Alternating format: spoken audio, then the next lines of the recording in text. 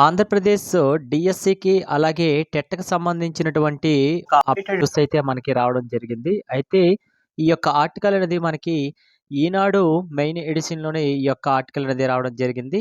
డీఎస్సీలో ఆంగ్ల భాషా ప్రావీణ్యం, కంప్యూటర్ నాలెడ్జ్ పరీక్షలు అని మనకి క్వెషన్ మార్క్ ఇవ్వడం జరిగింది.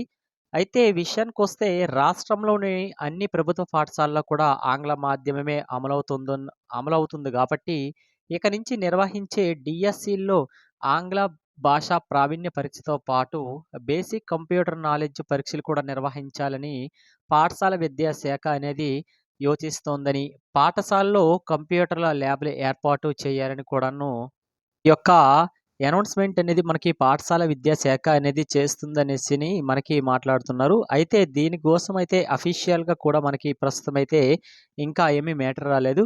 అయితే ప్రెజెంట్ చూసుకున్నట్లయితే ఈ యొక్క ఆర్టికల్ అనేది మనకి ఈనాడు న్యూస్ పేపర్‌లో వచ్చింది కాబట్టి మేబీ అయ్యే ఛాన్సెస్ కూడా ఎక్కువగా ఉంటాది. అయితే పాఠశాల స్థాయిలో పిల్లలకు బేసిక్ కంప్యూటర్ నాలెడ్జ్ అందించేందుకు టీచర్ల ఎంపికలో ఈ పరీక్ష నిర్వహించాలని కూడా భావిస్తుంది.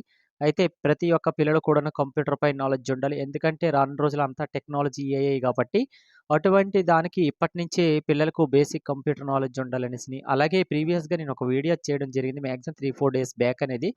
3వ తరగతి నుంచే ఏఐ క్లాసులనేవి స్టార్ట్ అవుతాయి. అది ఎవరికంటే సీబీఎస్‌ఈ సిలబస్ అనేసి మనకి ఇవ్వడం జరిగింది. అయితే ఇది ప్రెజెంట్ అయితే స్టేట్‌లో మొత్తం కూడా ప్రస్తుతానికైతే సీబీఎస్‌ఈ సిలబస్సే నడుస్తుంది కాబట్టి ప్రతి ఒక్కళ్ళకి ఈ యొక్క కంప్యూటర్ నాలెడ్జ్ అందించేందుకు టీచర్ల ఎంపిక కూడా ఈ యొక్క పరీక్ష నిర్వహించాలని భావిస్తుంది. దీనిపై ఇంకా స్పష్టత రాలేదైతే ప్రెజెంట్ అయితే అఫీషియల్‌గా ఇంకేమీ రిలీజ్ అవ్వలేదు మ్యాటర్.